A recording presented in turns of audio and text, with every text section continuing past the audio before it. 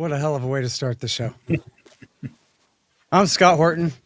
I do the Scott Horton Show. He's Daryl Cooper. He does the Martyr Made podcast. And sorry we're late. I had to stop by the Wax Museum and push down Woodrow Wilson. Hate that guy. It's October the 7th, so we're going to do a special all about what happened on October the 7th 2 years ago. And to help us is the great Max Blumenthal, editor-in-chief of The Gray Zone. And of course, he is also the author of Goliath. He went and moved to Israel and lived there for, I think, the better part of a year to write Goliath back about a decade and a half ago or so. He also wrote The 51-Day War about the 2014 war in Gaza. And he wrote The Management of Savagery, which is the Max Blumenthal version of Enough Already, basically. Mine's better, but his came out first. And also, he did the great documentary about the 2014 war called Killing Gaza, which you can watch online, that he did with Dan Cohen. But the subject of tonight's interview is his more recent documentary that he did that you can find here on YouTube on the Gray Zone YouTube channel. It's called Atrocity Inc., all about what happened on October the 7th and the media's retelling of what happened on October the 7th. So welcome to the show, Max. How are you, sir? Good. Good to be here. Good to learn about this show. Yeah, I hope we can be a power trio. Yeah. Well, I think we're off to a pretty good start. And listen, it's such an important day. So I'm going to start off with a broad question, as broad as I can make it, I think. Why did October 7th happen? Yeah, that is a broad question. Gaza was under siege. October 7th was years in the making, beginning with the Israeli refusal to answer Hamas's call for a 20-year hudna or truce and a Hamas support for the Arab Peace Initiative introduced in 2002, which would have created a Palestinian state around 67 borders. What Israel proceeded to do was reject Hamas's victory in the Palestinian legislative elections and place Gaza under siege to the point where, as Haaretz reported, every calorie entitled to each resident of Gaza was counted by Kogat, the Israeli occupation coordinators. Israel treated Gaza as effectively a panopticon prison, no longer occupied according to the Israeli government, but controlled from the air through siege walls, from the sea by the Israeli Navy, and through the one of the most comprehensive surveillance and collaborator apparatuses on the planet.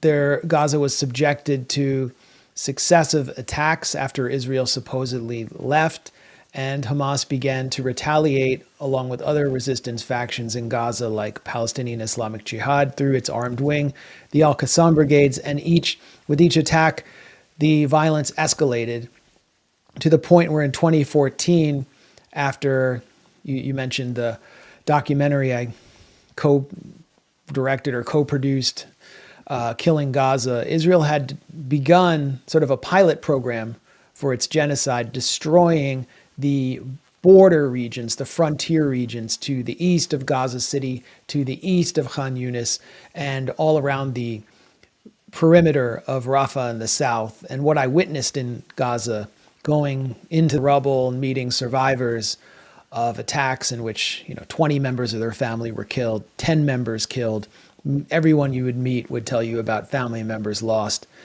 was that a genocide was on the way, and that Israel was not going to relent. So Gaza comes under new leadership after 2014. Yahya Sinwar, who had been for 25 years in an Israeli prison, and he was sentenced for killing not Israelis, but for killing Palestinians who were collaborating with Israel, Israeli spies inside the Gaza Strip. He was in charge of the early Al-Qassam Brigade's anti-spying kind of counter-espionage division. He learns Hebrew in prison. He starts to understand the Israeli mentality on a very granular, intimate level, and he negotiates his own release through the Gilad Shalit prisoner swap, in which one Israeli soldier who had been taken from a tank in a tunnel operation, a very daring operation demonstrating the growing capacity of these resistance groups in Gaza, was exchanged. I'm sorry. Let me go ahead and break in here, Max, because your audio's kind of gone to hell on us. So I'm hoping it's just going to reset if I blab for a minute here.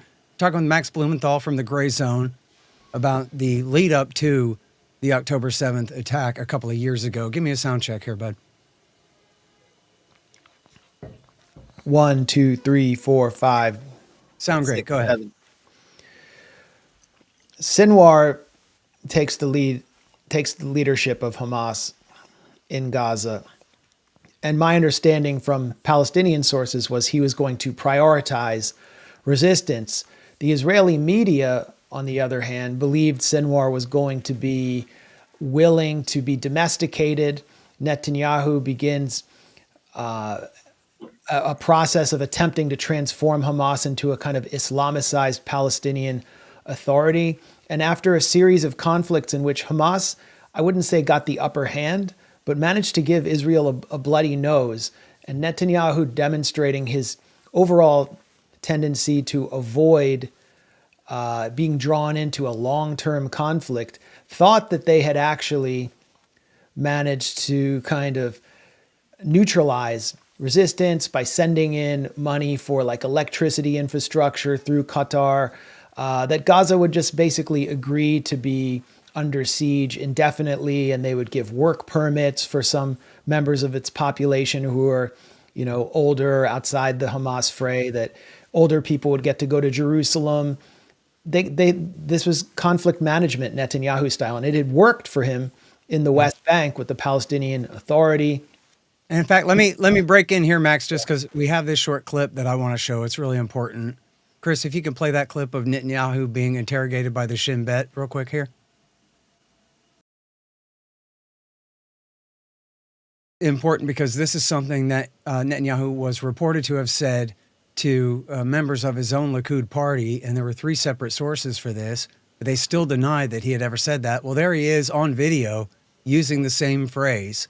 And in the previous quote, he was saying, anyone who wants to deny the establishment of a Palestinian state must support Hamas in the Gaza Strip, and then ending with, but we control the height of the flame. So there he is using the same phrase again on video while being interrogated by the National Police, Max. And so Netanyahu undergoes his own travails starting around 2018. I worked on a documentary inside Israel with my wife, Anya Parampil, called Prime Minister or Crime Minister, about the protests against Netanyahu as he started to face major corruption trials, embezzling money that was supposed to be, for example, Holocaust reparations to buy German submarines, and the money was siphoned off. Honestly, the corruption was out in the open, but it pales in comparison to the corruption we see in the US. Nevertheless, he goes to trial, and then he starts to initiate judicial reform. And the dynamics of internal Israeli politics really start to shape the reality that would emerge on October 7th. Massive protests. It became sort of a culture war over judicial reform, which would have given control of the Supreme Court to Likud. And the Supreme Court was the last bastion of sort of the enlightened middle-class Ashkenazi elite who may have been somewhat genocidal towards Palestinians, but still wanted the veneer of a democratic process. Netanyahu wanted to establish a basically a one-party state around himself. And the protests in the street became so intense that Netanyahu was fighting for his political life. He was facing, in the protests, large numbers of Israeli reservists, including Air Force reservists who declared that they would no longer report for duty. And this continued all the way up to October 7th. So you had part of the Israeli military, the most elite part, the Air Force, the baby killers who do most of the bombing of Gaza, who generally come from the Ashkenazi elite. They weren't going to their training camps. Then you have the Trump administration initiating the Abraham Accords, which was intended to normalize relations between the wealthiest, ostensibly Arab states, Gulf monarchies who don't represent their own populations, starting with the United Arab Emirates, and Israel, to put the Palestinian struggle in the icebox forever, to basically go over the heads of the Palestinians, say Israel can make peace and the Palestinians can still be under siege and under occupation. And that was coming. Saudi Arabia, if they had signed on, this would have been disastrous for the Palestinians, and Egypt would have been next after already signing Camp David. And then there were plans to kill the leadership in Gaza, Yahya Sinwar and Mohammed Deif, the chief of the Al-Qassam brigades, who, by the way, many Israelis thought was dead before October 7th, and who had presided over the advancement of the Al-Qassam brigades into a pretty powerful guerrilla force with its own sort of rocket division and some surprises that the Israelis weren't prepared for on October 7th.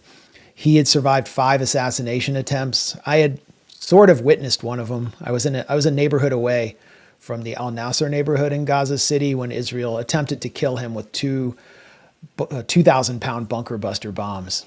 It was shocking. It was my first experience with the bombing in Gaza. He survived, was injured, he was sort of maimed. His family was killed. He lived on.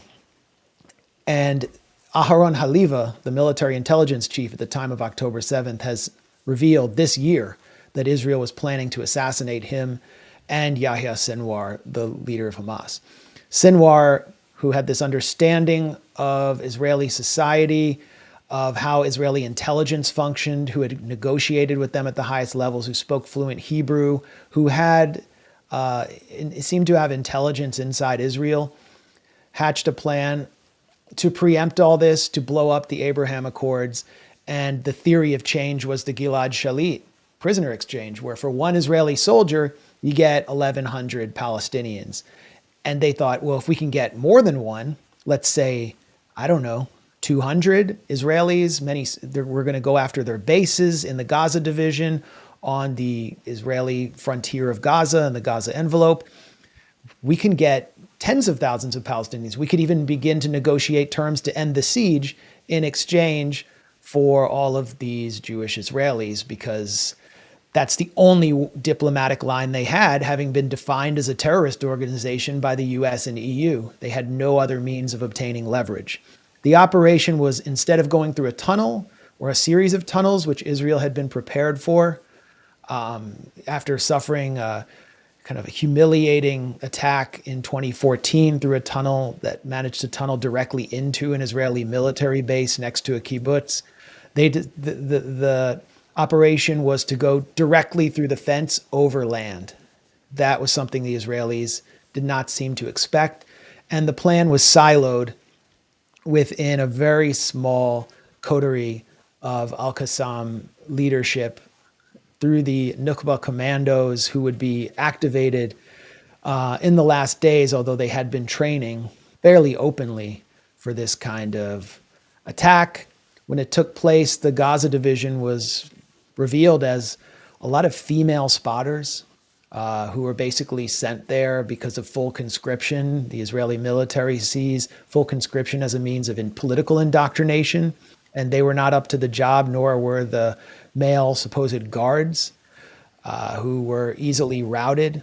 Close to 400 Israeli soldiers were killed on October 7th. And we can talk about, the actual battle that took place, but the theory of change seemed to be sound on that day for Sinwar. Israel was caught by surprise. Al-Qassam lost fewer than they expected to, captured more than expected, 250 or so. And this could have guaranteed them the ability to negotiate massive emptying of Israeli occupation jails, where several hundred Palestinian children had been jailed, along with many women. That's why Al-Qassam kidnapped women, was to exchange for Palestinian women. So that was the theory of change. And absolutely, the Abraham Accords was disrupted and remains disrupted to this day. The activation of the reactivation of the Palestinian cause, which had been moribund, took place, and Israel was initially united, very united, but now the divisions have reemerged. But I think there are also some aspects of Israeli society that I don't think Sinwar and the leadership of Hamas anticipated, which has drawn out this conflict and left many of the captives, the Jewish Israeli captives in Gaza, to languish and possibly die. I don't know if he anticipated that the leadership would be as ruthless as it is and be willing to see so many die. But that you can draw a direct line between, which something we can talk about, the Hannibal Directive on October 7th and the willingness to let the anywhere from 10 to 40 captives still in Gaza languish and die. All right. Yes. Well, and we definitely are going to be getting to the Hannibal Directive here in a minute. Speaking of Gilad Shalit and all of that as well. So I just wanted to add, I think you're absolutely right about the way you described the politics and the lead up to the thing.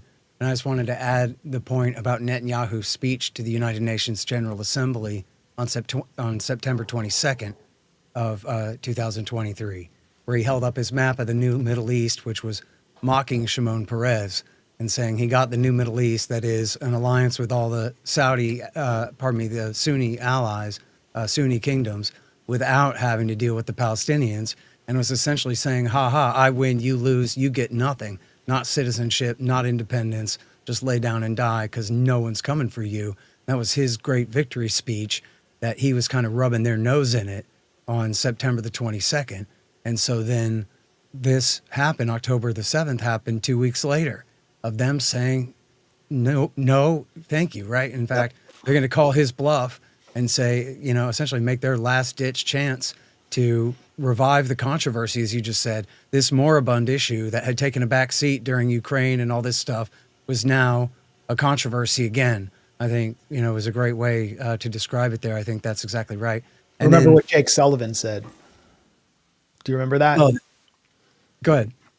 I think it was at the Atlantic Council, was it? Or Aspen Institute. Jake Sullivan said, we have guaranteed the quietest Middle East in a generation. Yeah, it was a new article he just written for Foreign Affairs. And then so the print version went out like that, but then the online version got a bunch of edits after October the 7th. Now, I have a question here, but I want to make sure that Daryl has a chance to get in here real quick if you need to, Daryl. The question I want to ask him first is probably going to be a detailed answer, so you go ahead.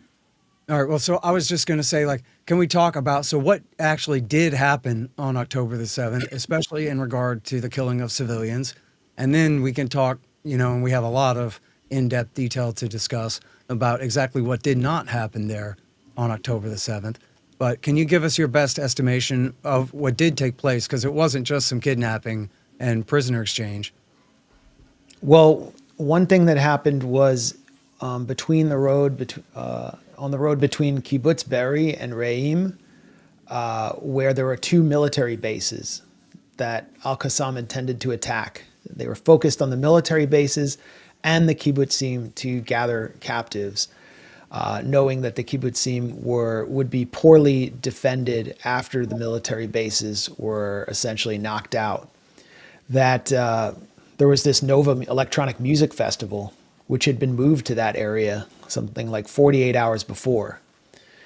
And, this is one of the more macabre aspects of Israeli society. I actually have a video online on YouTube that I filmed from a classical music concert that was held with the Israeli Philharmonic Orchestra on the Gaza border to basically blast Beethoven into Gaza. I have a chapter about it in Goliath as well, in order to basically confront the savages who were held in this gigantic open-air prison camp with the civilization of Israel and convince them to release Gilad Shalit. And Shalit's parents, who are dual French-Israeli citizens, were on stage at this concert. And, I interviewed people there who had come from the kibbutz community in the southern envelope, as well as Tel Aviv, and heard them refer to the Gaza people as animals and so forth. Of course, they weren't going to release Shalit unless there was a prisoner exchange, but I thought this is such a weird thing to do right on the border, and you could see like these teeming refugee camps of deeply impoverished people on the other side. And I'm watching Beethoven.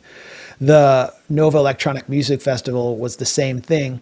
And on the way, as an Israeli police investigation concluded, on the way between these two military bases, Hamas commandos were confronted with all of these ravers, many of them on MDMA and other drugs, and they could be captured. But by that point in the day, it was not just Hamas on that road. The fence from Gaza had opened, and there were 3 waves. So after the initial Al-Qassam attack, which began at 6:30 and which did a lot of damage at Israeli military bases, took out a lot of Israeli soldiers. Idan Alexander, for example, was pulled out of a tank literally inside Gaza. There were these second waves that included civilians, militants from other factions that were less controlled, and common rabble, including common criminals. And you could actually see people who are like low-level militants who were not part of the initial attack throwing some of these ravers on motorbikes and taking them into Gaza. Often they had family members in Israeli prisons, and they thought, oh, we can grab an Israeli, we'll be able to make a prisoner exchange. So chaos erupted at the Nova Electronic Music Festival. And there's no denying that the Palestinian militants committed atrocities like shooting civilians. I mean, it's on camera. People who tried to get away, they were under orders that if someone tried to get away, you would shoot them. People were shot sometimes in their safe rooms. But by the time the second and third wave came through the border wall, the Israeli military had Apache helicopters in the air. And the Apache helicopters were ordered to carry out the Hannibal Directive, named for the Carthaginian general who took poison rather than be captured by the enemy. The purpose of this used to be a secret order. I wrote about in 2014 when it was first exposed. Israel killed Hadar Golden, who was taken captive by Al-Qassam militants when he was attacking in Rafah during a ceasefire on August 1st, 2014. That was the first time the Hannibal Directive was openly exposed. The idea is you kill Israelis who are captured or about to be captured in order to deny leverage to the other side, because much more painful than killing your own people is actually negotiating for their release by releasing the so-called terrorists. And so a mass Hannibal was enacted according to Colonel Nof Erez. On the record, he said mass Hannibal. This meant Apache helicopters given orders to fire on pretty much everything that moved on the ground, especially vehicles heading towards Gaza. I was one of the first in English to report on this, quoting testimonies by Apache helicopter pilots in Israeli media who were saying, there was almost no intelligence to help make fateful decisions. That they emptied the belly of the helicopter in minutes and returned to the air again and again. And they didn't know if they were firing on so-called terrorists or Israeli civilians. One of them said, I choose targets just arbitrarily, where I tell myself that the chance that I am shooting here on hostages is low. Well, it turned out it was much higher than they thought. Yediot Aharonot reported months after I was viciously attacked in publications like Haaretz as an October 7th denier that 74 vehicles were destroyed by Israeli Apache helicopters through the Hannibal Directive. And Haaretz then also corroborated my reporting that the Hannibal Directive was given and anything that was moving towards the Gaza border was a target. Free fire orders were given. If you look at the images, if you're watching this now, just Google, vehicles, Nova Electronic Music Festival. There is a pile of scorched cars that were totally torched. I mean, not just a pile, but it looks like a vast parking lot, like outside an NFL stadium on Sunday, except the cars are all burned and piled atop one another. Those were cars that were destroyed with Hellfire missiles and with cannons from Apache helicopters. They were not destroyed with the small arms that Hamas possesses. So we're talking about possibly hundreds of Israeli civilians who were killed in the mass Hannibal Directive, along with the something like 350 to 400 Israeli soldiers who were killed in combat, who were combatants. And the incentive for Al-Qassam to just randomly kill Israeli civilians was low because they're worth much more alive, which is why so many of them were returned alive. And the majority of those who were not returned alive, as Haaretz, again, the Israeli media reported, were killed in Israeli airstrikes inside Gaza. Noam Calderon, who is the niece of one of the captives in Gaza, Ofer Calderon, actually went on Israeli media and accused Netanyahu of enacting a Hannibal Directive against the so-called hostages in Gaza to eliminate them, to deny Hamas political collateral. I mean, you can go talk to the self-identified hostage families in Israel, the ones who have been pushing for a ceasefire for a long time, and they'll make similar comments. They believe that the messianic sort of fascistic leadership in Netanyahu's coalition sees the hostages as an impediment to total victory and actually wants them dead. So 25 to 40 have been killed inside Gaza, including apparently the Bibas family, one of the literal poster children of the Israeli government's propaganda campaign, because two small children were taken into Gaza with their mother and father because the mother begged their captors to let her take the children with her. And so they did. And they were killed in an airstrike, according to their father, Yarden Bibas, while he was in captivity. Now, he was under duress in the video where he said that, but since getting out, the Bibas family has been very quiet, and they have considered lawsuits against the government of Netanyahu for exploiting them. So the Hannibal Directive continues to this day.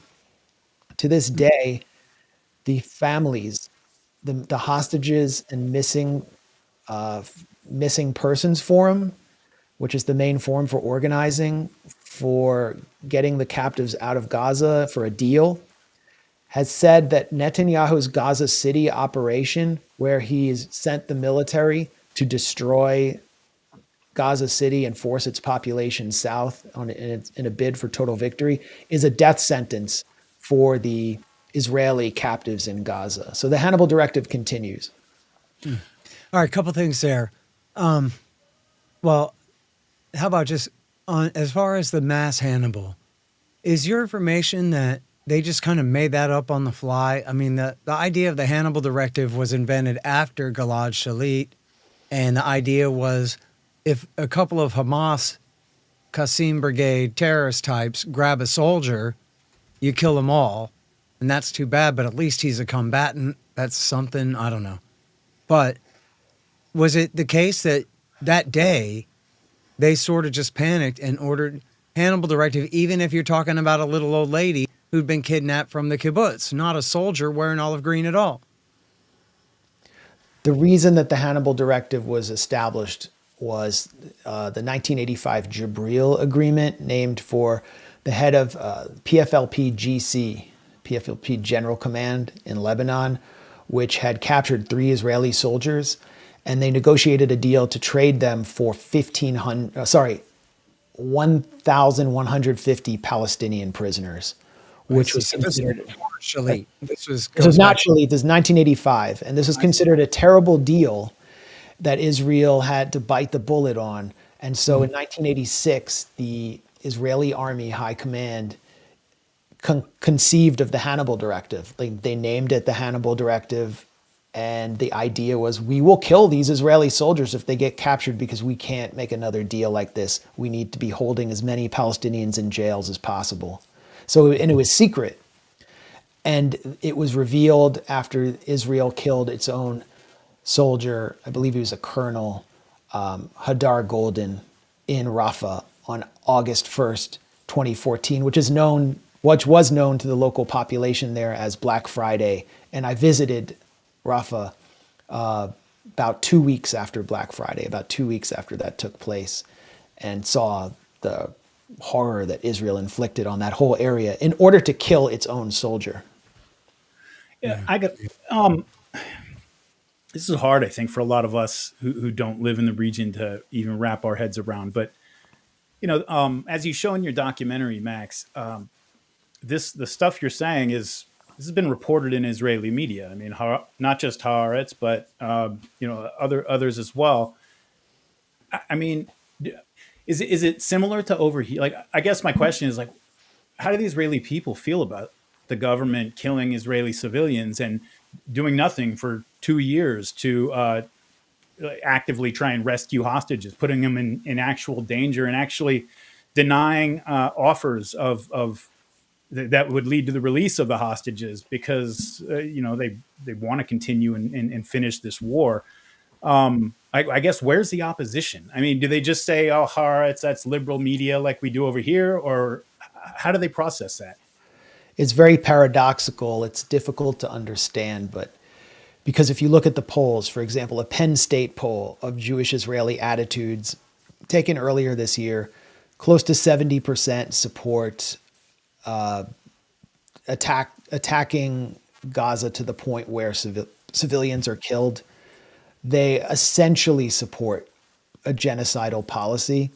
But at the same time, a majority of Israelis now favor a ceasefire in order to get the captives out of Gaza. And the rallies, the protests that have been held in major Israeli cities are massive. Trump tweeted an image of one of those bring them home protests just a few days ago after he called for Israel to stop bombing Gaza. But Israel continues to bomb Gaza anyway and has just rejected one of many deals going all the way back to, at the very least, May 2024. I mean, they've been just shattering deal after deal. State Department spokesman Matthew Miller, who mocked as Smirkula, every lie went through him under Biden. I jousted with him starting on October 8th. Now that he's out of the administration, he's telling the truth, which is that Netanyahu constantly moved the goalposts on every ceasefire deal in order to prevent a ceasefire. Because why? He has these fanatics in his coalition. Itamar Ben-Gvir, the security minister, who is a follower of the genocidal Meir Kahane, as part of the Temple movement, which is an end times apocalyptic movement that aims to destroy the Al-Aqsa Mosque and replace it with the Third Temple. Bezalel Smotrich, the finance minister, is more or less from the same camp. Orit Strzok, the minister of settlement. They come up with these phony titles for them. She is a fanatical settler. They have all come out and said that the issue is not the hostages. The issue is total victory, and the hostages are not the most important thing. And this is offensive to many Israelis who may hate Palestinians, who all served in the military and participated in the occupation in one way or another, because Jewish Israeli society is a very small, tight-knit society, and the one unifying factor is the military. And there needs to be a sense there that if they all agree to join the military and be conscripted, that everything will be done for them if they're captured, and that they will hold together. And one family will know another person through two other families, or have known someone who is in that unit. So it's just fracturing Israeli society to see this messianic element, which is increasingly dominating Israeli politics, get its way and just essentially formalize the Hannibal Directive as a kind of open, permanent policy. And this is I don't know what to call it. It's sort of a continuation of the dynamic that I described in the earlier part of our conversation about the factors that led up to October 7th, the kind of Israeli intra-Jewish culture war over judicial reform. Now it's kind of a culture war over the so-called hostages and whether they should be rescued or whether just ethnic cleansing and the destruction of Gaza needs to occur. And on one side, you have like the more secular urban public, the Ashkenazi, what's known as the Ashkenazi elite, and some other sectors from the working class, including Russians and Mizrahi Jews who are not as messianic. And then you have the religious nationalist camp. And the religious nationalist camp has participated heavily in the Gaza fighting. This is like their war that they really claimed. It's why you see so many images out of Gaza that have promoted anti-Semitic attitudes around the world, of soldiers erecting gigantic menorahs on Hanukkah in destroyed neighborhoods, of dancing with Torah scrolls in destroyed homes and so on, putting religious symbols up over destroyed homes. And they want something back for this. They did a lot of dying. The Netza Yehuda Battalion is an Orthodox battalion that commits some of the worst war crimes. They were actually initially sanctioned under Tony Blinken's order, and then Netanyahu got mad and Tony Blinken remediated them like 2 weeks later. They've lost many soldiers. And what do they want? They want Gaza City ethnically cleansed, and they want the north ethnically cleansed, and they want to start reestablishing Jewish settlements there. That's what they expect. So the war is actually happening. The civil war there's sort of a political civil war that's erupted again in Israeli society as it becomes clear what the agenda is. This wasn't as clear, and there was much more unity in the months after October 7th and a desire across all of Israeli society for revenge. You had a poll, I think Time might have taken this poll. It was a poll that was reported in early 2024 that about 90% of Jewish Israelis felt that the Israeli army had not used enough ammunition or munitions on Gaza. But, the question of Jewish life is paramount here, and that's what this conflict is about. And by the way, that's what Yahya Sinwar understood about Israeli societies. The only way to get them to move is to put Jewish life at the center of the question, because they do not care about Palestinian lives. Yeah. Now, so speaking of that, your great documentary, Atrocity Inc., is so important. In a way, it's very specific about the events of October the 7th, but also it's a timeless story of pretended victimhood by governments who want to launch horrible wars. And, the cliche is Belgian babies on bayonets from the war propaganda that helped get us into World War I. And so you really do a great job of going through the wilder claims of what happened on October the 7th and debunk them. And it's important, you already mentioned this, but it's important to emphasize, as you're saying there, that, they did kill civilians there. And that's not in question. They committed atrocities, and the people who did are as guilty of that as they are, and damn them for it. But the point here is how much the Israelis made up above and beyond that, and the difference it makes, right? Because what actually did happen on October the 7th was bad. But what they said was much, much worse. And I believe you make the case in your documentary that it was the propaganda version of October the 7th, not the reality, that ended up forming the basis for that genocide that you're describing, and for the basis for that attitude that you're describing among Israeli Jews, that these people are all beyond redemption and must be destroyed, or else they'll never have security because of the atrocities of October the 7th. That's right. I mean, as I said, people's human rights were violated. Jewish Israelis who lived in the kibbutzim had their human rights violated, many of them on October 7th.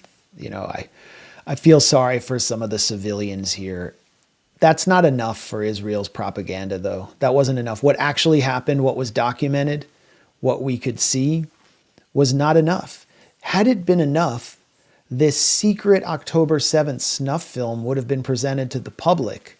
But instead, what Israel would do was they would invite some of the most submental members of our media commentariat, like Chris Cuomo or Dr. Phil, to watch this, and then tell them to come out and tell the world about all the horrible things you saw. But they wouldn't let us see it, because we would analyze it and we would be able to see where the Hannibal Directive was enacted.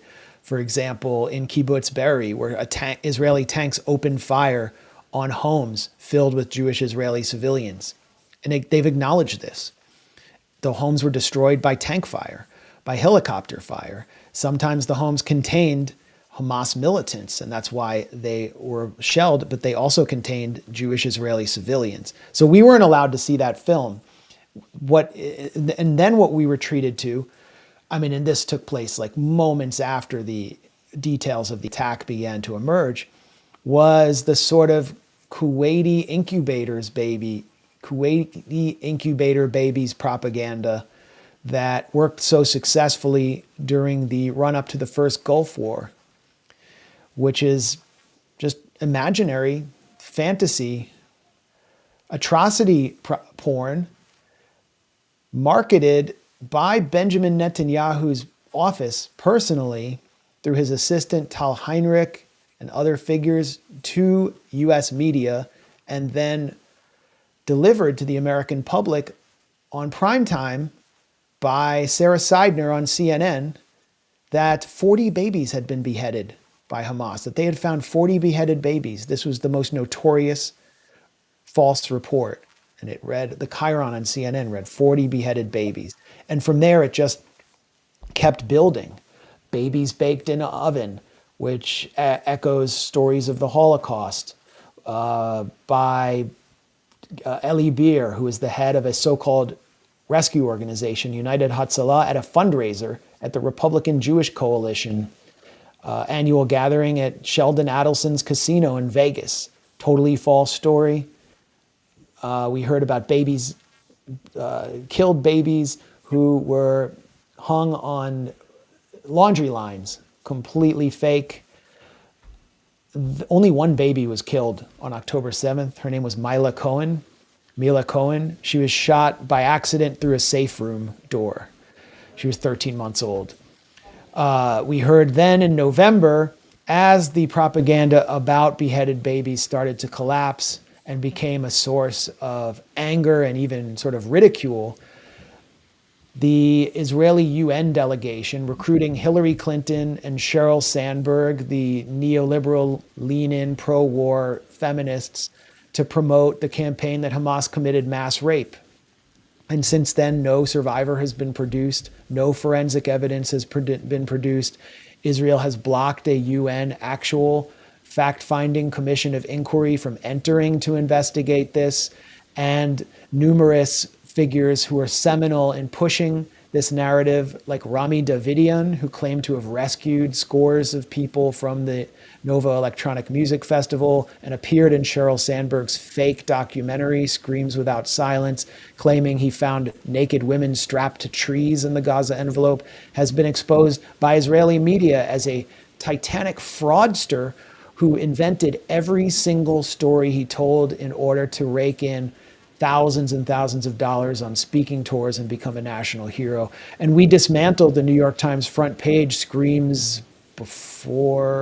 Without Words piece at the Gray Zone, to the point where the New York Times underwent a staff-wide crisis, and its editor-in-chief, whose father was an Israel lobbyist, or on the board of an Israel lobby organization, which ironically attacks the New York Times frequently, Camera, started to call in all the Muslim staffers to be interrogated for potentially leaking that the New York Times had canceled its planned podcast on the Screams Without Words front page article because we had done so much damage to it, and the staff was now in open revolt. So the rape narrative, by the way, rested mainly on one image, and it was of a woman who was being taken out of an Israeli military base, who was a spotter, a young woman named Naama Levy, and she was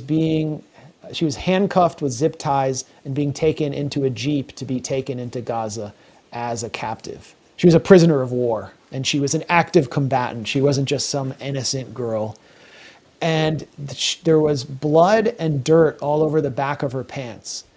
And so Israel's propaganda brigade said that that was proof that she had been raped. Naama Levy is out. She appeared at the UN in September, and she never said a word about being sexually abused. In fact, she said that the blood was because she had been roughed up when she was zip tied. And I think there may have been some combat around her, and she fell on the ground and got mud on her back. So the Exhibit A was totally demolished. And so too is Exhibit A in the New York Times article, Screams Before Silence.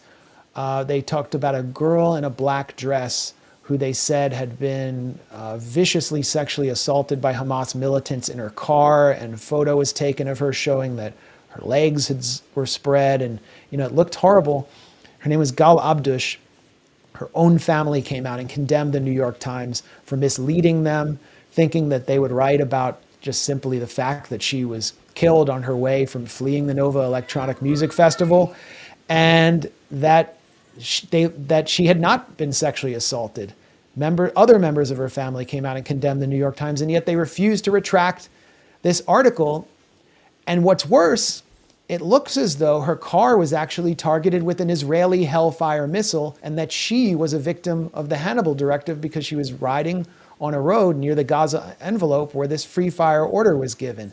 So the more you look into the propaganda, the more you see the projection. And the projection extends into Israel's torture prisons like Sde Teman, where Palestinian prisoners have actually been filmed being anally raped by Israeli soldiers using electric rods. Soldiers from shadowy force that specializes in torture. When this video appeared, some of those soldiers were indicted.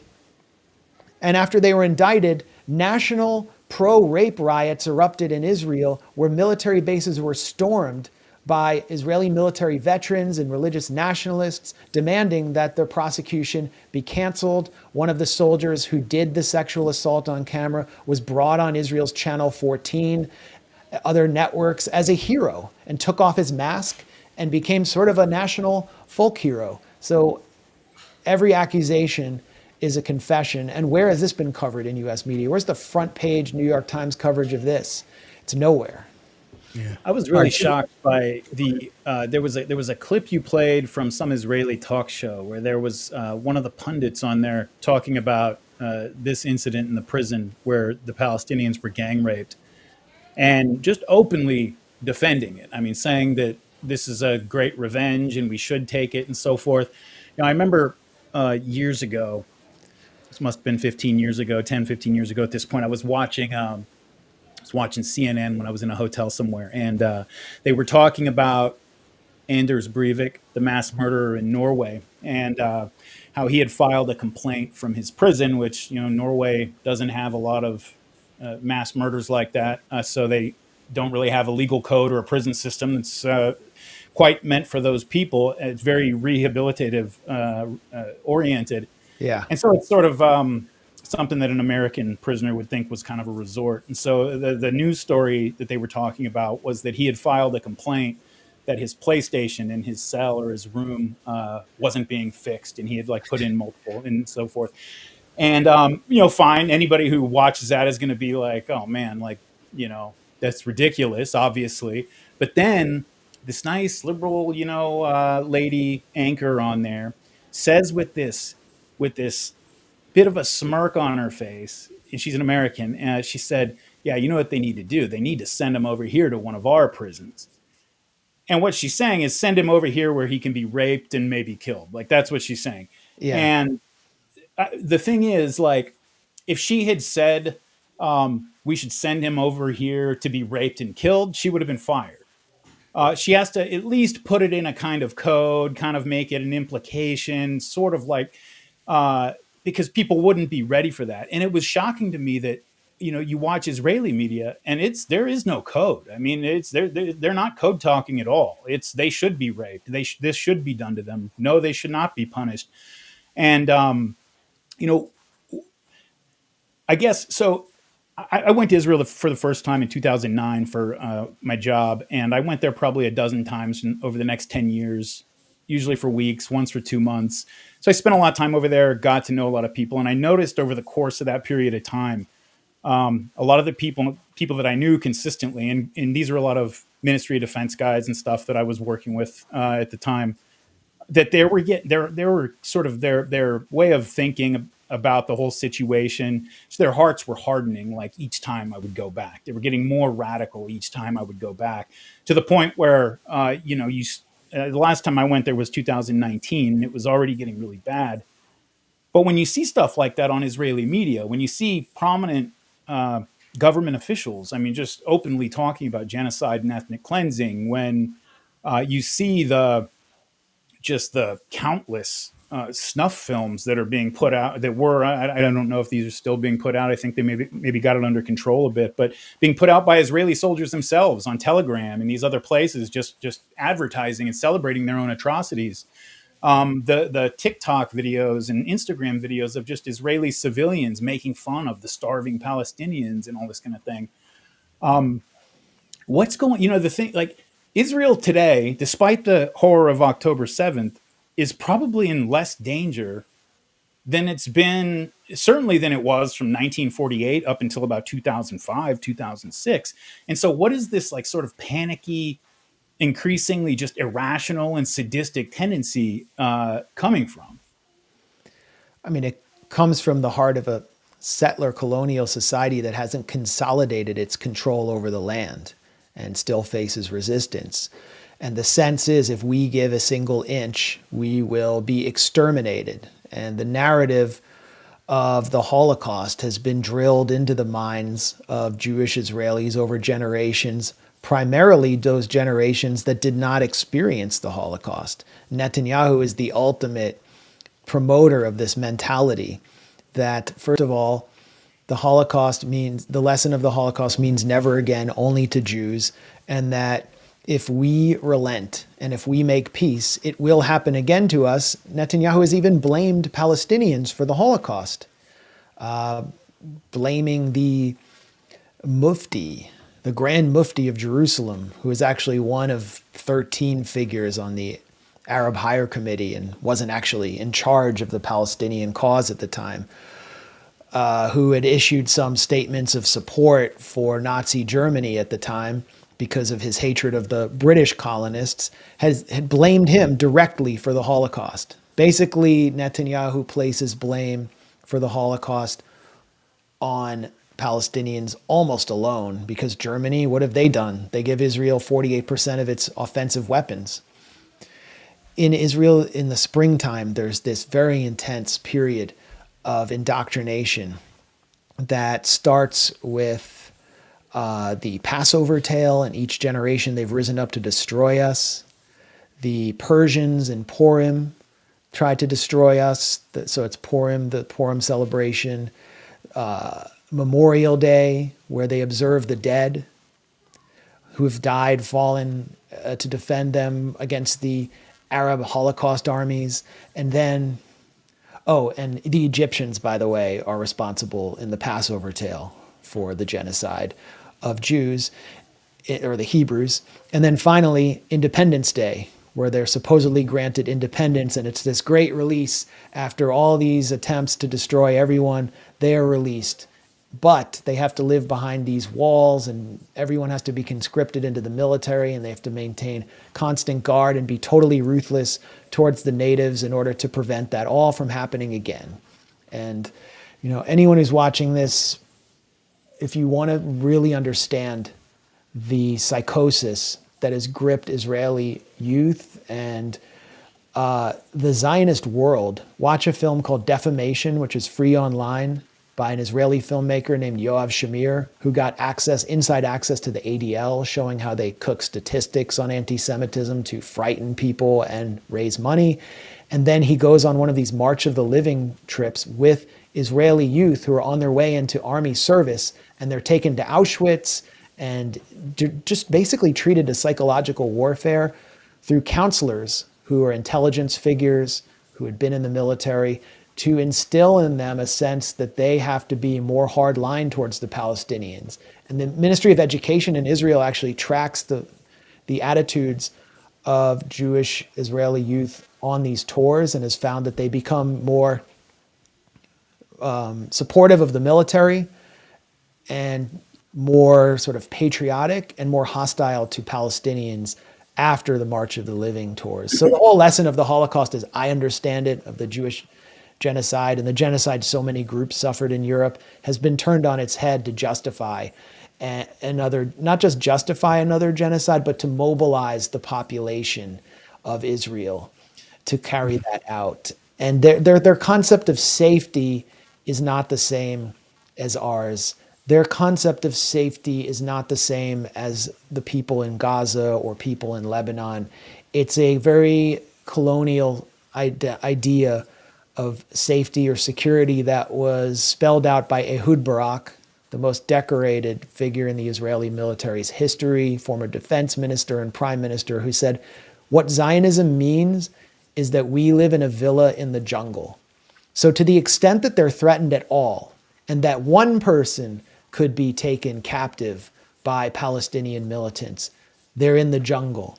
And they must live in a completely European atmosphere of total security in order for them to actually call it a day, which means they'll never enjoy security and they'll constantly be at war. And then finally, and this is one of the other lessons of October 7th, because Israel has been, I don't think any of us expected Israel to still be pushing ahead with this genocidal rampage in Gaza 2 years after.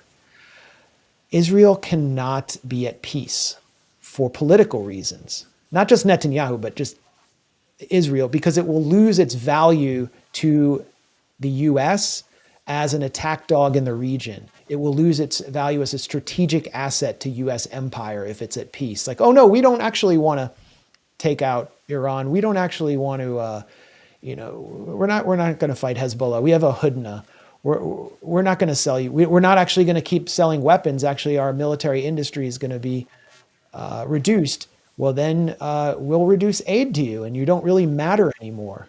And you're just going to shrink away into the region. So Israel, for the rest of our lives, will be engaged in this kind of war as it expands its secret nuclear facility at Dimona outside the purview of the IAEA, as it has been doing for the last 2 months in very aggressive fashion as it ramps up the Samson option.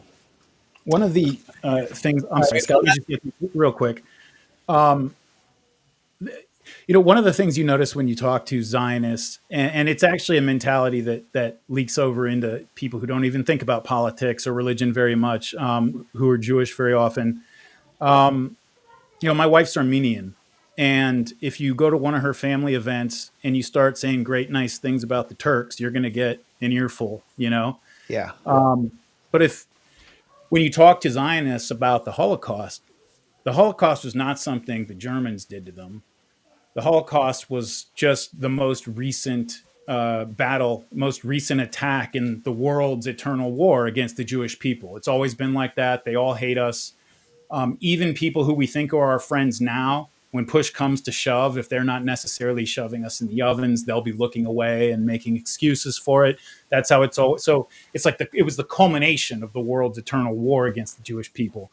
And it really places them in a really tight siege mentality to a degree that, even the Palestinians don't have, because at least the Palestinians only fear the Israelis, and their military allies like the United States. It's not something that,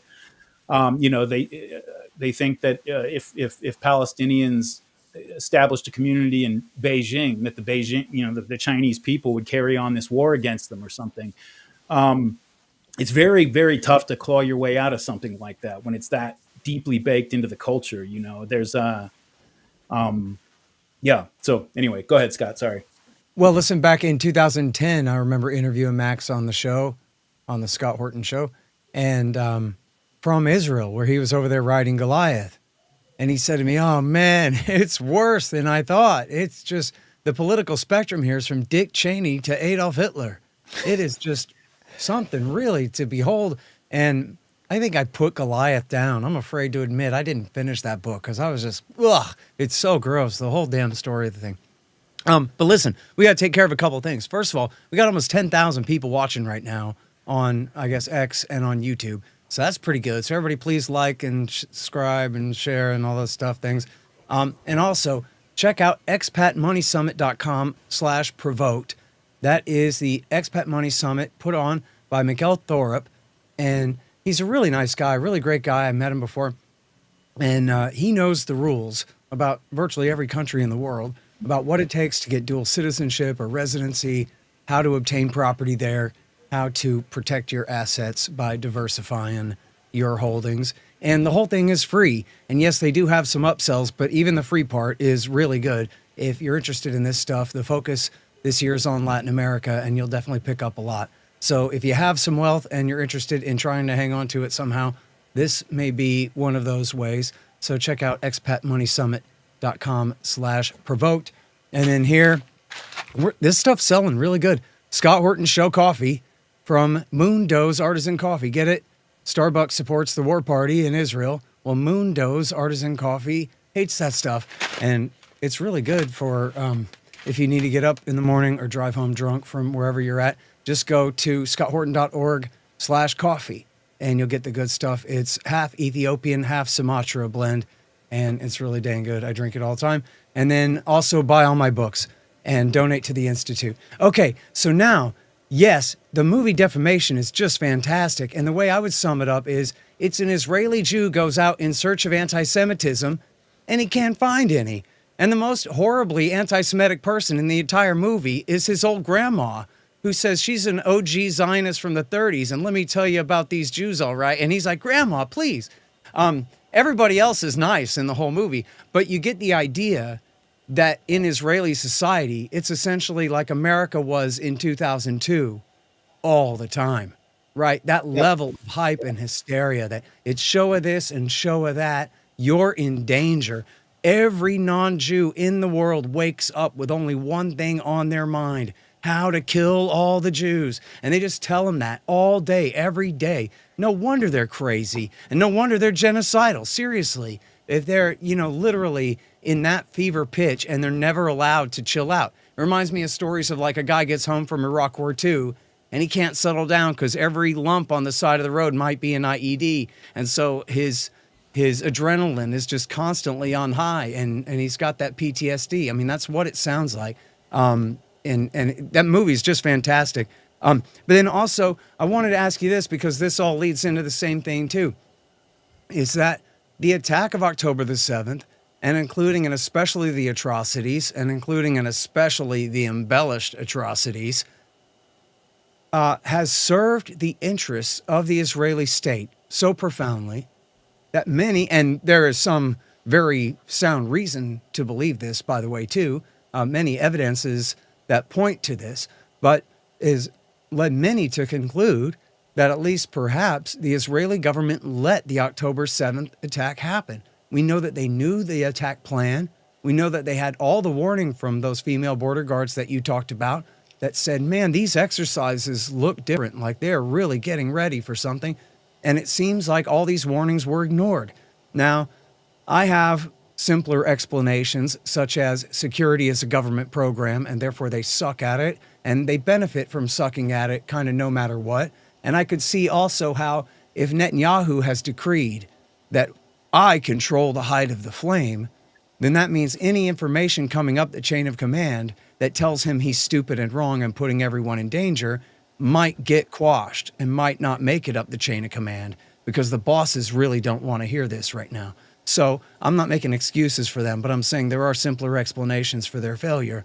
But I wonder what you think about that, and of all the various journalism, including your own original reporting, about how much they knew, and whether you think they turned a deliberate blind eye to allow this attack to happen so that they could get away with all the horrors they've been getting away with here. Well, I regretfully have to bounce after this possibly disappointing response, which is that because I have other stuff I have to attend to, but I haven't found a smoking gun there, and wouldn't put that past Israel's political leadership, which with Netanyahu on the ropes before October 7th. However, Netanyahu was almost toppled after October 7th and was visibly afraid of what was going to happen to himself, and that he was going to be ejected as prime minister after this, what's considered a massive failure. And he's still facing the very likely possibility of a withering series of testimonies before a government commission of inquiry about October 7th, when he is no longer prime minister, along with all his corruption trials. There were some, ultimately, Netanyahu managed to secure his coalition, and he made this amazing political comeback after October 7th. And there were a series of intelligence failures, which I can see how people would circumstantially put them together to weave this narrative that it was sort of a false flag or that they let it happen. But I don't believe that it is that, number one, it served the objectives of Israel long term to justify opening up a large part of your society to that level of violence, especially your military. There would be military whistleblowers who would have, I would assume, who would have come out and said, we let this happen. There was there were numerous incidents leading up to October 7th that demonstrated the weakness of the Israeli military, especially in close quarters combat, infantry situations without fire support. They're pretty weak, and we've even seen that in Gaza. In any standoff, for example, the Battle of Shuja'iyah in 2014, the Israeli military got its ass kicked until they got massive fire support as they retreated. So it stood to reason that the Gaza Division could get wasted if they were caught by surprise before the Apaches and the drones and the F-16s and the tanks appeared. The Israeli military is not invincible. And the narrative of Israel letting this happen or engineering this, it reinforces the concept of Israeli invincibility, and also fails to recognize the capacity of Al-Qassam and the other resistance groups in Gaza, which are still, after 2 years, fighting and carrying out operations under a complete siege. There were other Israeli objectives that I think October 7th served, and basically because of the siloed nature of the operation, the fact that Hezbollah was not able to know about it, nor were the Iranians. There was no coordination in the north. And Hezbollah, you could see Hassan Nasrallah was placed in a very difficult situation by this operation, where he knew that he threatened Hezbollah's, that entering a conflict with Israel threatened Hezbollah's standing in Lebanese society, where it had members of parliament, where it had to answer to other sects and other political parties in Lebanon at a time when the country's economy was tanking and was being worn down by US sanctions, and that Iran as well had many domestic considerations and did not seek some kind of regional war with Israel. So the idea that they could have all attacked at once, while hypothetically could have actually done so much damage to Israel that Israel may have sued for peace with Hamas and maybe negotiated an end to the siege, that there, like cities like Haifa would have been completely torched, Tel Aviv. I mean, we saw what Iran could do in its 12-day war. But that just wasn't something that Hezbollah and Iran were prepared to do, and they couldn't answer to their own societies if they had done it. So what we got was a massive humiliation of Israel, and then Israel was able to turn that into, bloody attack on southern Lebanon and Beirut that did serious damage to Hezbollah, and an unprovoked assault on Iran that was the first of many attacks. Netanyahu has managed to shore up coalition, but Israeli society is badly divided. Israel's economy is suffering and is depending heavily on US aid and aid from Zionist tech billionaires in the US in the form of foreign direct investment. Its bonds have been downgraded twice. A large part of its population, not a large part, but a substantial part, has left during the 12-day war with Iran. They were fleeing to Cyprus. So it's not exactly a positive development for Israel, but for Netanyahu, it has sort of consolidated him as the king of a, I would say, increasingly desperate Zionist project. And so I haven't seen enough evidence or outcome to convince me that this was a let it happen scenario. But Scott, as you said, I mean, any scenario like October 7th, Israel is willing to accept in a state of permanent war because it justifies the constant militarization and constant war and the persecution complex. So, you know, I'm open to being proven wrong. Yep. All right, everybody. That is the great Max Blumenthal, editor-in-chief of The Gray Zone. Check out his extremely important documentary here on YouTube. It's at the Gray Zone YouTube channel. It's called Atrocity Inc., where he walks you through each of these claims of the exaggerations of October the 7th and shows you the truth about it all. So really great stuff. And thank you, as always, for coming on the show, Max. Good to see you. Thanks a lot. Good to be with you both. All right, Coop, what do you think, bud?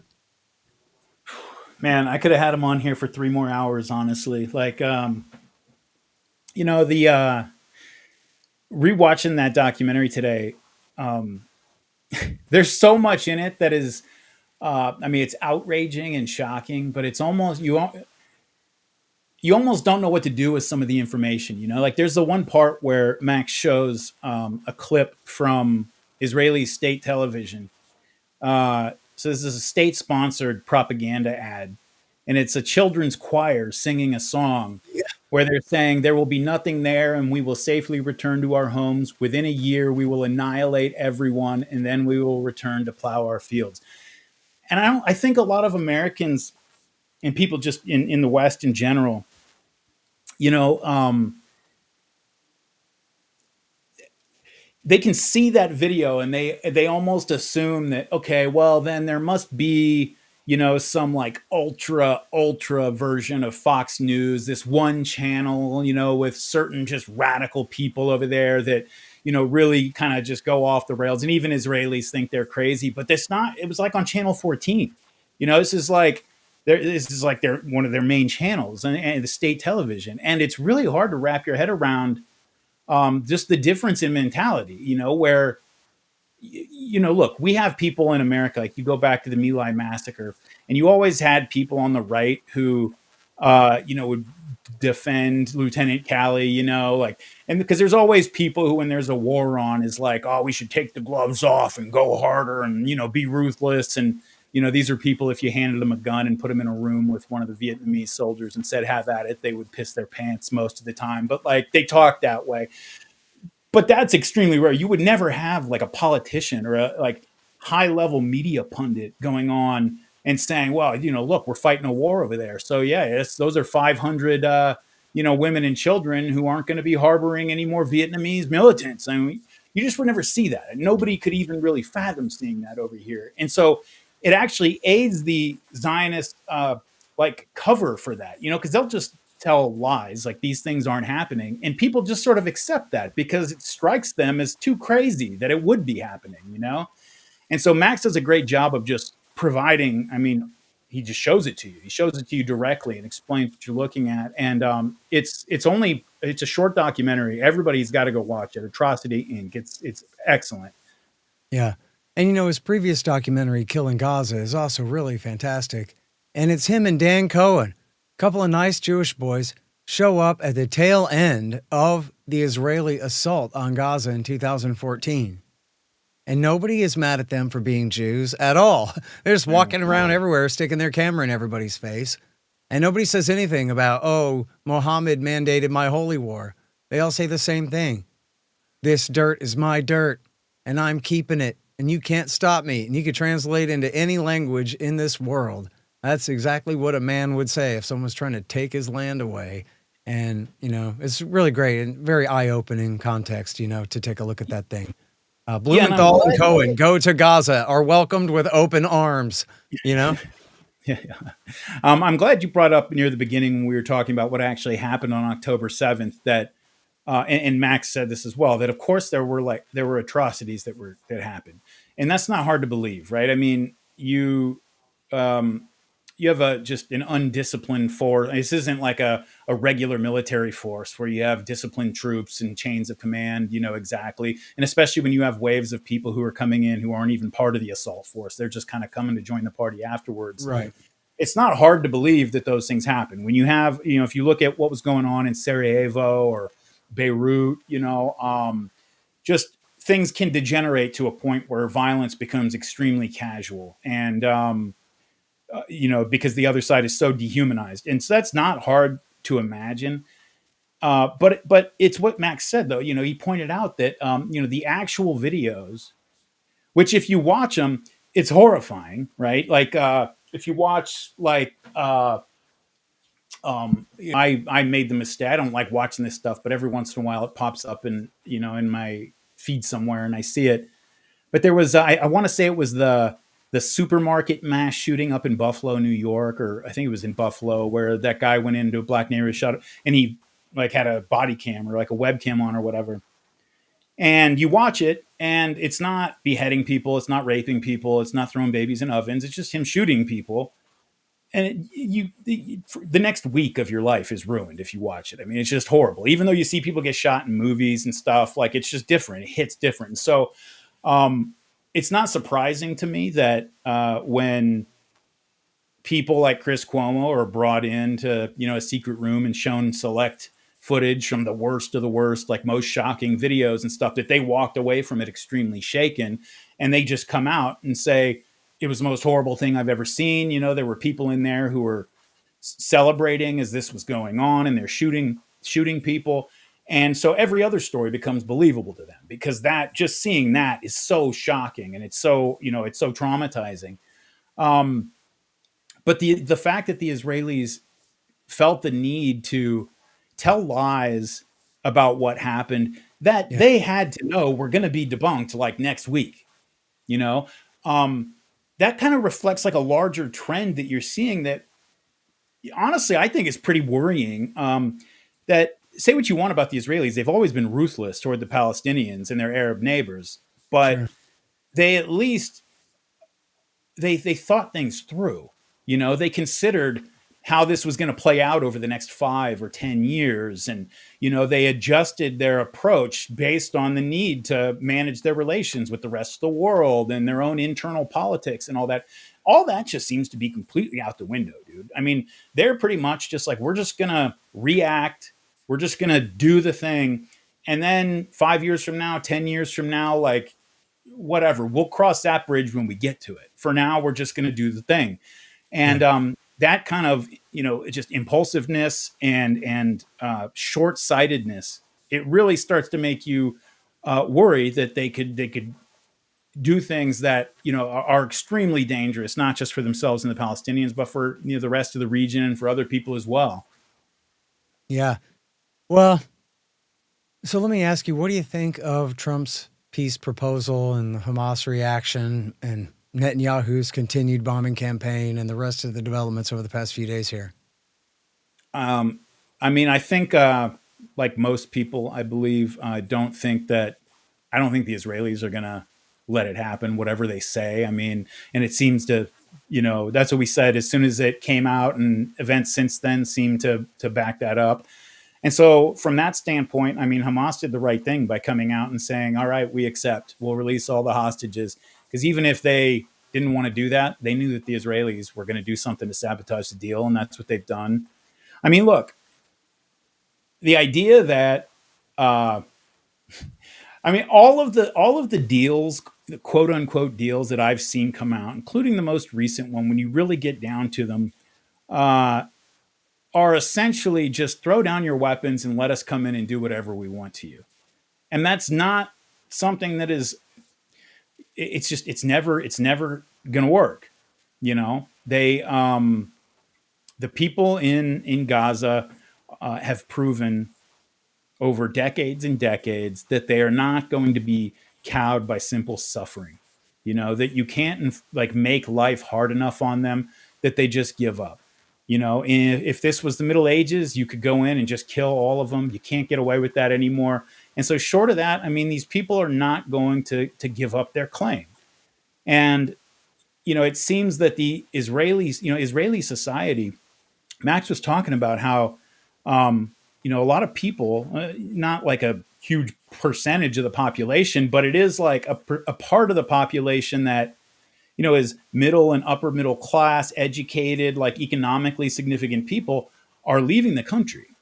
They're going, taking that job that their cousins had waiting for them in London or New York that, they said no to last year, but now they're going. And it's not just because things are dangerous and because Iranian missiles were falling. It's because, these people watch world media and they don't, you get to a point where, they don't want to live in a pariah state and they don't want to not be able to travel on a cruise to Greece without being harassed because they're coming from a country that's committing a genocide. They don't like it. And because these are, there are moderate people there, but those people are the ones who are leaving, And so what's left behind is more and more of the distilled essence of this craziness. And as that starts to snowball, because that's what'll happen is it'll start to snowball.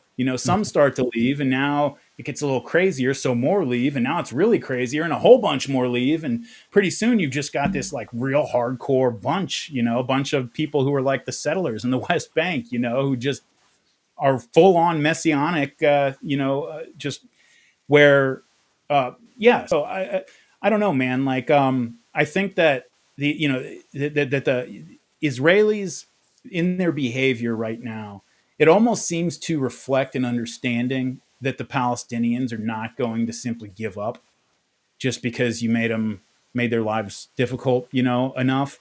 And so They they're couldn't find a country to take them, right? what's They that? tried. Oh, I said they couldn't find another country to take them. They kept trying to get Tunisia or Ethiopia, Sudan or Indonesia or somebody, and they came Yeah, up. and they shouldn't take them. They shouldn't take them. The like this. It's a. I mean, for one, like, look, for obviously those countries are poor countries, a lot of them, and they don't need several million impoverished refugees coming in to their own country. There's that angle of it, but it's also that by not taking them, you're saying to the Israelis, you're saying to the world that no, this is not going to happen. Like this idea that like you're going to move these people out and then over time the Palestinian national idea is just going to be forgotten. That's not going to happen. It's not going to happen. We're not going to accept it under any circumstances, and nobody should. And so it's one of the things that like people will point out, and we've talked about this I think before, compared it to the Evian conference back in the 30s. Where they'll say, oh look, the Egyptians, the Saudis, all these other Arabs, they sure don't want the Palestinians.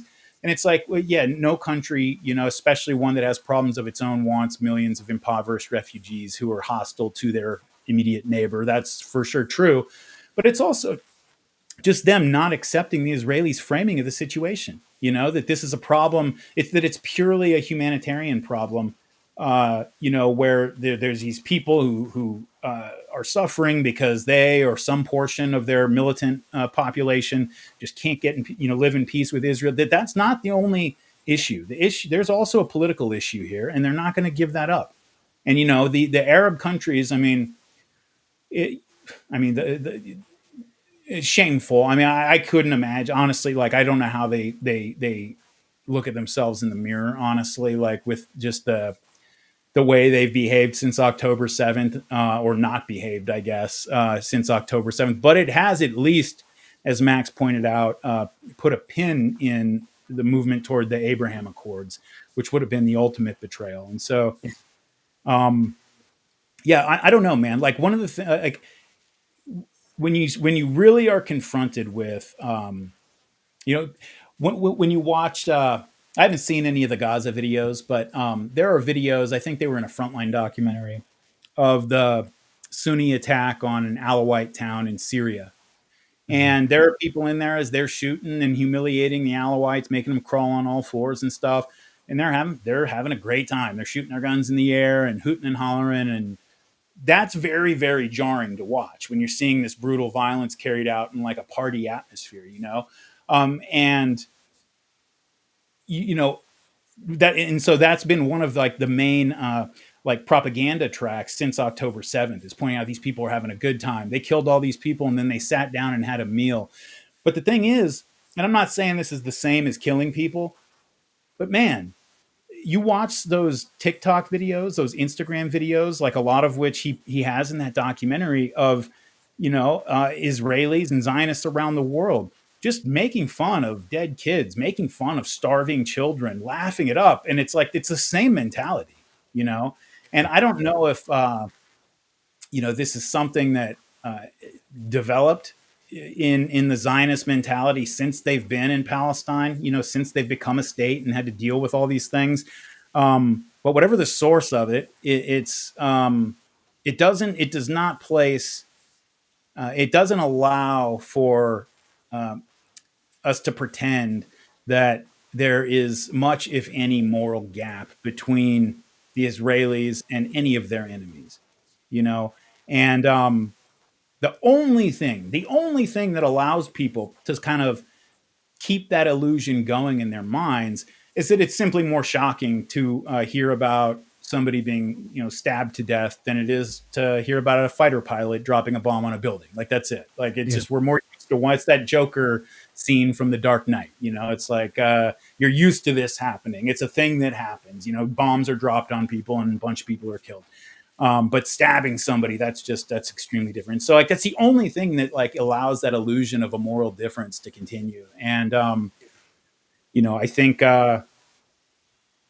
it's changing, but again, given the siege mentality of the Israelis, and given the honestly even more radical view of a lot of Zionists around the world who are not Israeli, a lot of times they're more ridiculous than the Israelis themselves, who can actually, a lot of times they can actually talk to you about this stuff in ways that foreign Zionists, diaspora Zionists can't. You'd think that if pressure, more and more pressure is brought to bear on them, if their global image suffers enough, if they get to the point where they're starting to lose their unconditional U.S. support and all that, that maybe they'll have to change. Maybe it'll be a South Africa situation where they'll have to just say, all right, we have no choice but to sort of. I don't know about that with them. Unfortunately, Daryl, I think it's kind of built into the cult blueprint that, see, the whole world is turning against us, just like I said they would, right? And it all just plays it's when all the cops were buzzing, the Branch Davidian compound and like showing up with tanks and everything else. It's like, oh, that thing that, I was only 90% sure that any of this was true, but now I'm 100% sure it's all true. So I guess here we are. Yeah. Man, all right, listen, let's talk about one positive thing, which is that the Russians said, hey, we should save the New START Treaty, which is the last treaty controlling numbers and stockpiles, deployed and stockpiles of American and Russian strategic and tactical nuclear weapons. It's the only treaty left. All the START 1 and START 2, those two, and SALT 1 and this and that, all those are over. What we have is New START, and it has expired, or it's set to expire, and they were going to let it go, but the Russians are trying to save it. Trump had vowed to tear it up, or at least allow it to expire if he had been reelected in 2020, which he wasn't, and Biden and Putin saved it at least, even though they did not save the INF Treaty, which was the all-important Intermediate Nuclear Forces Treaty of 1987. But anyway, Putin says, hey, let's save that treaty. And Trump said, okay, that sounds good. I think we should do that. And then the Russians said, oh, good. We're so happy to hear these positive statements from the Americans about how they want to save this treaty. So there's a story about that on antiwar.com today. And like, really, I'm sorry, but that's the only thing that matters in the whole world. And look, I know that, having 1,500 to 1,700 deployed each, that's enough to do you. 1,000 targets in each country is enough to destroy our societies completely. But, we were at the point in the Cold War where we had 30,000 and they had 40,000 for a total of 70,000, mostly H-bombs, which is enough to kill everybody over and over and over again and disrupt the weather patterns for a century and God knows what. So at least we're down from there. And I think we could be making progress toward many fewer and fewer nuclear weapons. But at least it looks like Putin and Trump are trying to save this one. And Daryl, I think that could be a stepping stone on the way towards normalization and getting back to getting along with the Russians. So look, here we are, clinking glasses and signing treaties together, right? I mean, you would hope for something like that. I know if I was a Russian, I would not forgive us for 100 years probably. So I don't know. I mean, it's really crazy how like you hear stuff like that. And that's just one of 100 times where I said, how are the Russians like the only the only adults in this bilateral relationship here. You know what I mean? Like we're like, did you see that? I think it was recent. It might have just been reposted and it was in the past. I'm not sure. But Putin was talking to somebody in an interview or something. And he's telling a story about one time when he was talking to Jacques Chirac. And he said, like, why are the Americans behaving so irrationally and just so, belligerently or whatever? And then Jacques Chirac said, because they're uncultured people. And he said those are his exact words. And, whatever the reason, whether it's because we're uncultured or not, it really is true. Like what, like, tearing up the START treaty, the INF treaty, it's like, what possible benefit do we get out of that? Like, there's no benefit whatsoever other than to be like, screw you, we do what we want. And it's very disheartening. And so I don't know. I mean, you hope that it's like a first step on the way back to normalization. But I really think that like our leadership class is going to have to be swapped out before the Russians are really able to accept anything like that. They have to be dealing with people that they don't know from experience, just actively hate them and want to destroy their country, like really destroy their country. And, as long as the people who are in charge now, and I don't mean Trump, because I don't think Trump does want to destroy Russia, but all of the other people that, are just in the government from president to president, a lot of those people just they got to be swapped out. Like it's one of the reasons that we have to at least say what you want about Trump's Gaza policy, say what you want about a whole bunch. There's a million things to criticize about the way Trump has handled his administration so far, and the first one as well. But what it does do is gives us a window of opportunity to get some of those people out. Yeah, he's going to appoint his John Boltons and stuff, and they'll come and go. But at the GS-15 kind of SES, appointment level, if we can just get some of these old heads like replaced with people who don't have these like ancestral hatreds that they're carrying into the American government, that we need that window to extend as long as possible. And so we need to hope that, Trump stays in office until the end of his term. And that after that, I don't know whether it would be JD Vance or whoever, but somebody who, regardless of their individual policies that we may love or hate, at least opens the door to swap out some of this establishment for another 4 or 8 years. Because that's what has to happen. Inshallah. All right. Well, I'm Scott Horton. That is Scott Horton Show, and you can find me at scotthorton.org, scotthortonshow.com, antiwar.com, libertarianinstitute.org. Check out my books, Fool's Errand, Enough Already, and Provoked. And he is Martyr Made. What's your web address again there, buddy? Subscribe.martyrmade.com. All right, very good. And our regular show is live every Friday night at 8 Eastern, so we'll see you here then. Thanks. Yeah, and we promise we'll answer your questions then.